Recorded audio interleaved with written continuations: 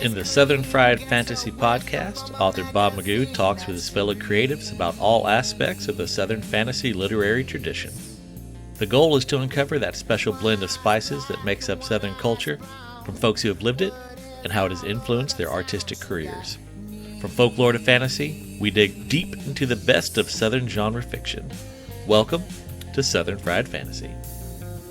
Her folks were junkies, bad on the needle. She tells me that they were good people. Something was just missing in their heads. Then we met the devil neath the 10th Street Bridge. She asked her for some heroin, a clean syringe. She said, okay, but I'm trying to get some bread. All right. Welcome to Southern Fried Fantasy. This is season 2 of the show. For the 7, I think, of you who listened to season 1, welcome back.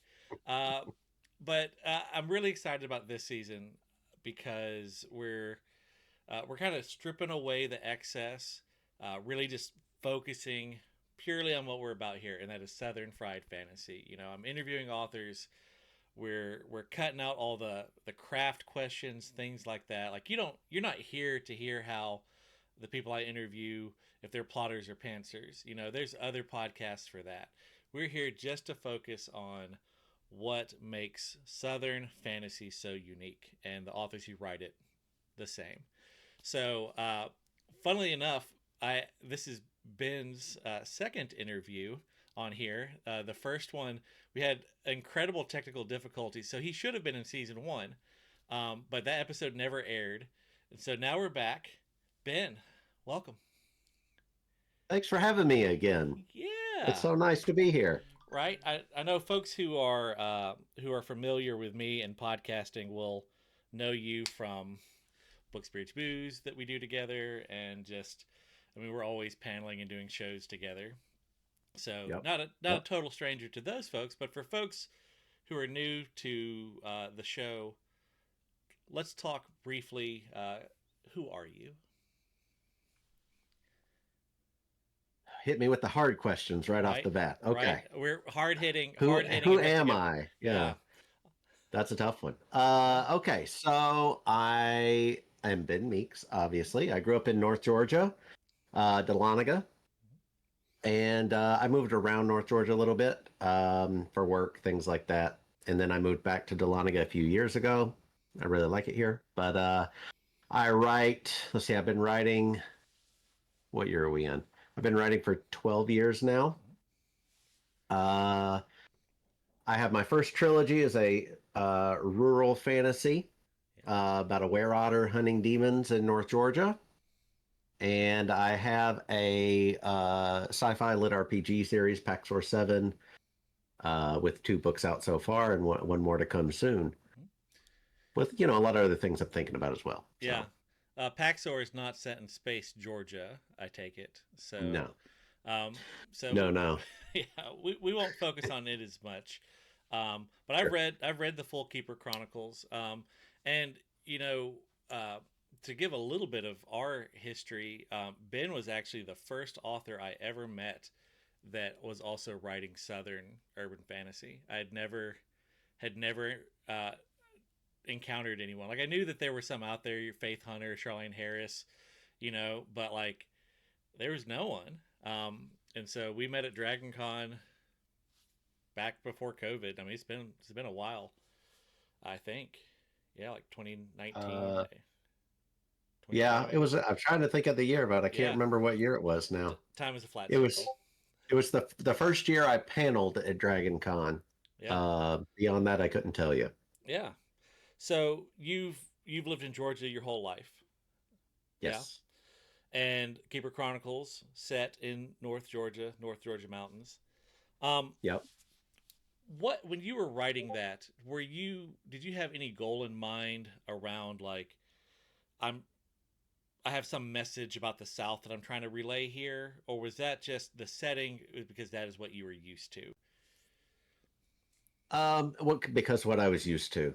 Yeah. I was trying to tell a different story, so I didn't I wasn't trying to tell a regional story. Let me Mhm. put it that way. Yeah. I was trying to tell something else, but to save myself a lot of trouble, I said it where I know. Right. you know. Right. Yeah. Yeah. So yeah, but um, it's funny. I sent the book. My one of my biggest fans, Erin, old friend of mine. Hey, Erin. Um, she moved to Oregon, and she got a couple copies of my book a few years ago for some of her friends up there, and passed them out because she said it's exactly like what it is down here. Yeah. And I took that as a compliment, right? That's like, that's great. Um, I don't know. I was just writing what I knew, basically, Yeah. in that aspect. So, yeah. And I mean, like I've heard you say it a time or two. You use all real locations unless you did something bad there. Unless I did bad, because then I change it because I don't want to get sued. Right. Yep. Right. Um, but so you didn't set out to specifically write a Southern story. You know, you had the story, went with what you knew. As you got Right. into it, were there parts of Southern culture that you feel like you've kind of emphasized as you've told the story, or maybe uh, like bits of folklore, bits of like local or regional folklore, things like that? Yep. I mean, definitely folklore. The one that comes to mind, the biggest one that comes to mind is Walasi. Hmm. I don't know. Are you familiar with Walasi? Uh, I should probably tell just yeah, you just should tell. because. Yeah, because I've Yeah. read the book and I Okay. know it. So, but yes, Oh, right. Yeah, yeah, yeah. before Okay. I read the book, I did not know it. So, yeah. Okay. So Walasi is a Cherokee mythology, um, and he's a giant frog. And they said it's a frog as big as a house, basically. And he was a protector of the area. He lives up around Blood Mountain. If anybody is familiar with Frogtown, Georgia, it's up in North Georgia, north of me here. It's called Frogtown because that's around where Walasi lives, Yeah. right? Um, and so yeah, a giant frog protector in Yeah. the mountains up here, and I think that's so cool. Um, so I made so my book, the Keeper Chronicles. The keepers refer to keepers of the Earth Mother, like Thera. Thera is what I call her in the book, like Gaia, that kind of idea. And while in modern day they're shapeshifters, I made the precursors to the keepers, the previous generation of them, other things, and Walasi was one of those, right? So that's one way I did it.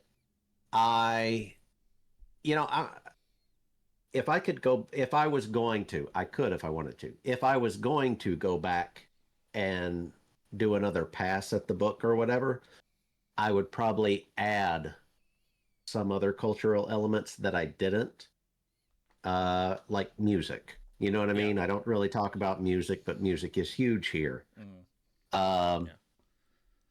Things like that, the people playing out on the square, just on a random Thursday afternoon, Yeah. that kind of stuff. I would probably add some of that kind of stuff. But again, I didn't set out to write a regional story. So Yeah. when I was writing it, I wasn't thinking about those themes. Right. So, Right. Well, having been up in your neck of the woods, there's been a few times we've met at your house to go to convention, and we always go through like back roads to get get to wherever. And everywhere you look, there's like Bigfoot statues and signs and things like yep. that. So like, uh, it's a region that definitely wears its love of, I guess, the supernatural and the cryptids very very openly. Makes Yeah. for an interesting place to write a book. Uh, and I got to say, you one element that you do tap into is the I've just always kind of called them like the NRA elves.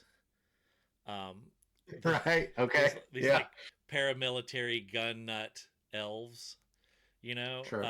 and Right. Right. it's one of those that I've had family members that if they had been elves would 100% have joined, you know, Right. and because there is a very pronounced gun culture here, and now they take it Yeah. to a whole a whole different level.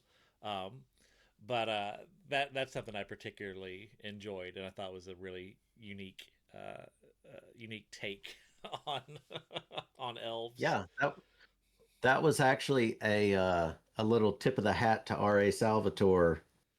Okay. Um, I don't think I said that No. very much Uh, before, but R.A. Salvatore. I was reading that book, which is here somewhere.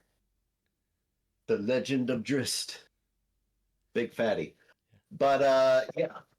So yeah, I was when I started writing the series. So they're matriarchal elves. When I started writing the book, the queen who leads the elves and is generally nasty was the king. Um, and at some point in some revision, I don't know why, but it was like, I think this is more compelling as a matriarchal society than, you know what I mean, yeah. normal or whatever. So, so yeah, I made the switch, but it was probably because I was reading that book around that time. Yeah. Yeah. Um, one thing that you do is Obi, your main character, is a Yeah, otter shifter, and yeah, I think it's interesting because people don't typically associate. They don't think otters when they think around here. You know, like when you're right. if you were to ask people like what kind of critters do we have running around down here, they're gonna say possums. They're gonna say armadillos, raccoons. Right. I don't think otter would be in anyone's top 10 list of critters No, that you associate with down well, here. it wouldn't, but that's because we don't see them all the time Yeah, because they live in the water and we, by and large, don't spend all of our time in the water. yeah, So yeah, I mean, they're on the Etowah. I mean, that's close to me, a little south. I tube on the Etowah pretty much every year, yeah, you know, and it's a great float, but I have yet to see an otter. I'm keeping my eyes out, yeah. but I would love to see one. But I've yeah, I've heard they're on there. I've only ever seen otters in the wild twice. Um, uh, and these were just little back country streams. One in Crenshaw County and one in Pike County, Alabama. Um, Okay. and so they're out there. I'll tell you my real life experience with a southern shifter cryptid. Um, Okay. yeah, Do it. I used to give haunted tours of Troy, Alabama, when I was in grad school, because there was Okay. nothing else to do down there. And we had this one particular dirt road that had a bunch of like abandoned houses on it that we would frequently like just go, and it's just a creepy road. Like some just crazy guy had built this weird fence along the road that was like would occasionally be like a pallet turned on its side and like Okay. crooked fence post, and it was weird. And you go down at night, it's a vibe, right? And Sure. we crossed it's Burnout Bridge Road for those in that area. We crossed Burnout Bridge Road, which is supposed to be haunted. Supposedly the the the bridge. Some guy didn't want to pay his taxes or something, and he burned the bridge so they couldn't get tax collector couldn't get to him or something. And Sure. Very southern thing to do. yeah, and you know why? Because fuck them. That's why. I love it. Yeah. And apparently, every so often, you can see the ghost of that bridge burning. But we were crossing that bridge, and I very clearly saw a panther um, to my left, and so like immediately just threw it in park. It's a dirt road at like 11 o'clock at night. There's no no risk. Sure. Threw it in park and jumped out. And when I got out, um, that panther had shape changed into a cow. Um, so Okay. yeah, yeah, because Cow Panther. yeah, Yeah. it's a were cow panther. It was definitely wasn't that I misidentified a cow in the dark. It was a No, panther definitely not. that shape shifted. So Bob, being in the South, I know you know what a cow looks like. So it's highly unlikely exactly, that you would have mistaken one for a panther. yeah, You no, know? exactly. Yeah. So that's maybe if you go to write a sequel trilogy, maybe that can be your villain, a were cow panther. So Be- because I'm not writing obscure enough already. Right. Well, that's the advice they give you. You know, if you're going indie, you go niche, right? That's your problem. You've gone niche with were-otters, but have you gone super niche? You know, you just gotta. I'll keep it in mind. We'll see. We'll see. Yeah, Where Cow Panther. yeah. Okay. There you go. There you go. We'll do a focus group. See what kind of interest we can drum up with it. I like it. I like it. Yeah. We're going to be at Dragon Con Yes. this week. So Yes. come by the Side Street Book Market on the third floor. What's the booth number? 3201. 3201. And flag Ben down and tell him what you think. Sell him on this Were Cow Panther idea. Yes. Absolutely. But his books will be there available. So you can get them Yep. signed. My books will be there. Matt Dinneman that doesn't write anything Southern. All his stuff is Seattle or Lit RPG. But Right. his books will be there as well. So Yeah, we got a big lineup with a lot of good authors, so come check us out. yeah. So, and there's going to be a lot of good content going on there. We'll also be at the Fantasy Gather. You can come hang out with us on Friday night. So, if you had to, someone is thinking about picking up the Keeper Chronicles for their book club, and they're one of those book clubs Sure. that likes to make it an event of it, like dinner and drinks kind of deal. If you had to Sure. pair your series with a Southern dish and or drink, what would you pair it with? Oh, Yeah, it's a tough question. It's a tough question. that is a tough question. My gut reaction here is to say whatever Obi's, like what Obi would like, but Obi doesn't eat, not really. Yeah, So that's out the window. So I would say we'll have to go to the TO, to the only real scene in the book where people are eating things, and it'd have to be like spit roasted beast of some kind, yeah, right? Like big barbecue, whole pork, whole pig barbecue kind of thing. yeah. I'm gonna say Yeah. if you're a book club that does that, please invite me. Right, absolutely. Yeah. I would love to speak at it. Yeah. We're available for any speaking engagement that involves slow cooked pork. Roasting a whole pig. Yeah, Yeah. absolutely. Yeah. Um,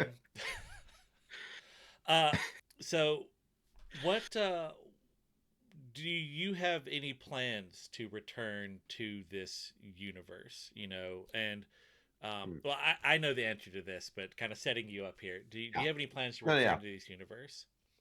So I've already returned. I have a novella that I wrote. It's a new character set in the same world after the events of the trilogy.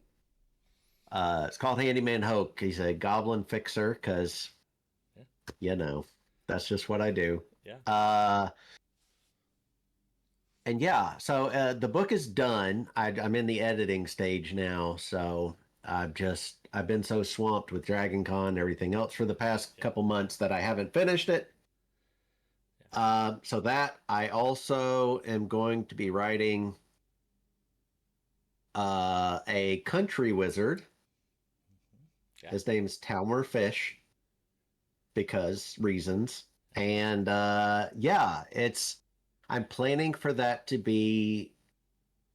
I have not written a single word of it yet, so don't hold me to this. But I'm planning for it to be a Eldritch horror kind of Southern series. Yeah. You know what I mean? So I might write the TO.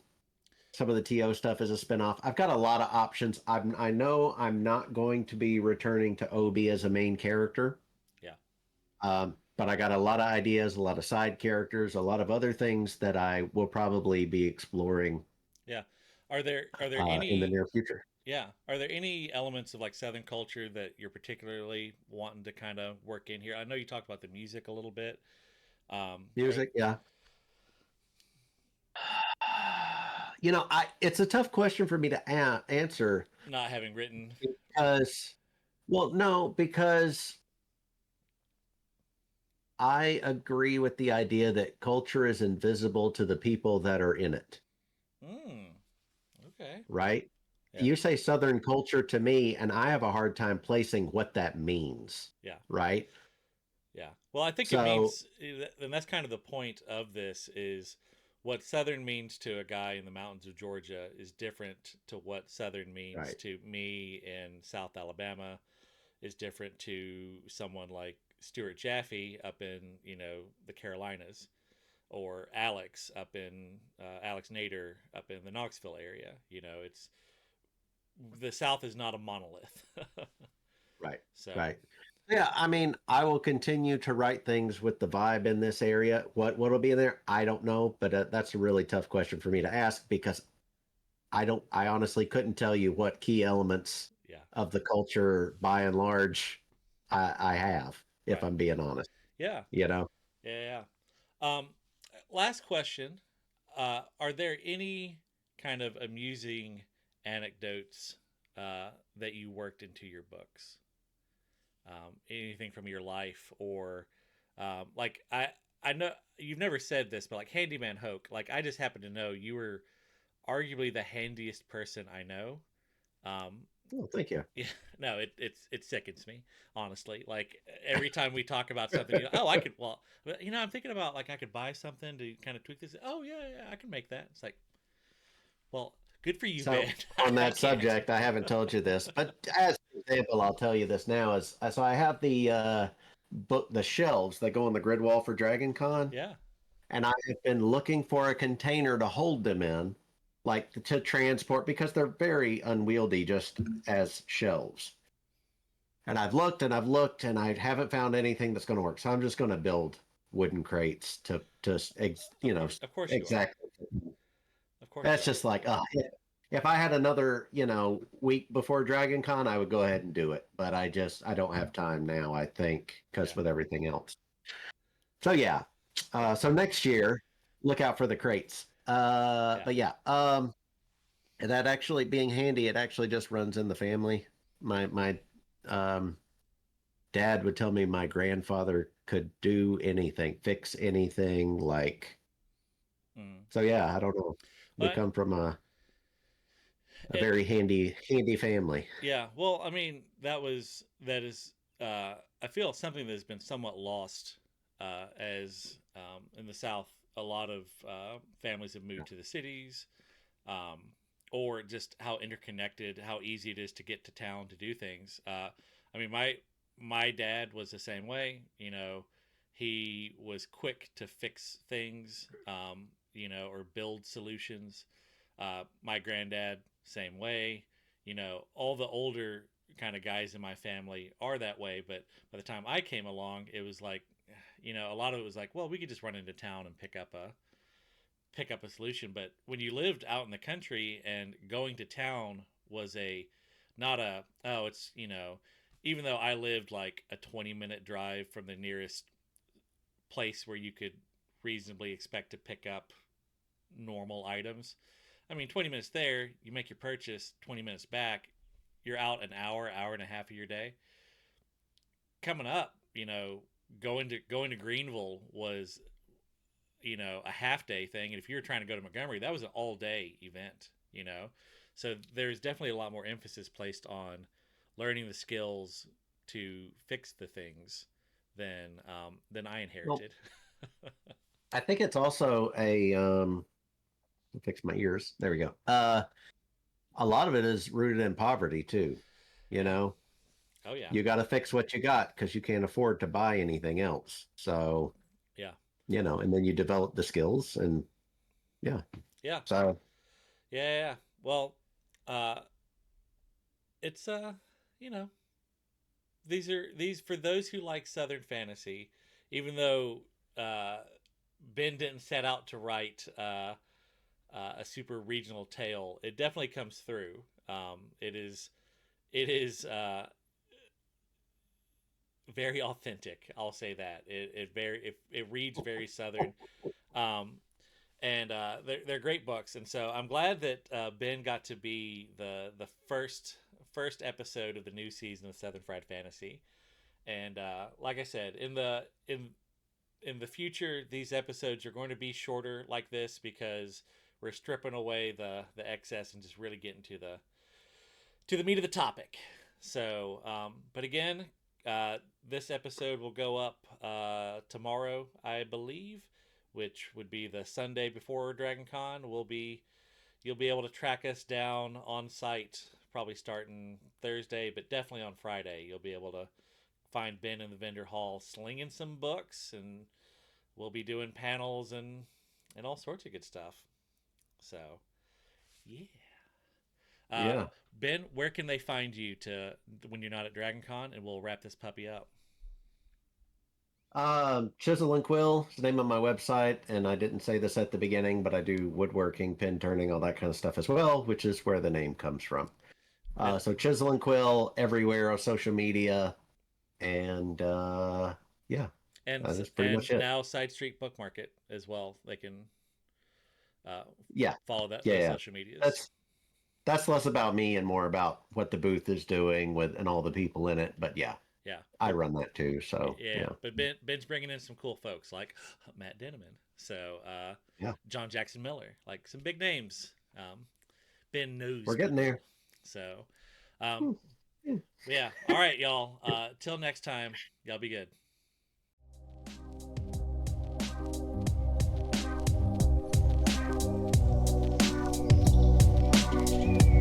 Thank you for listening to another episode from the Tales by Bob podcast network. Learn more about all our shows at talesbybob.com and support us at patreon.com/talesbybob.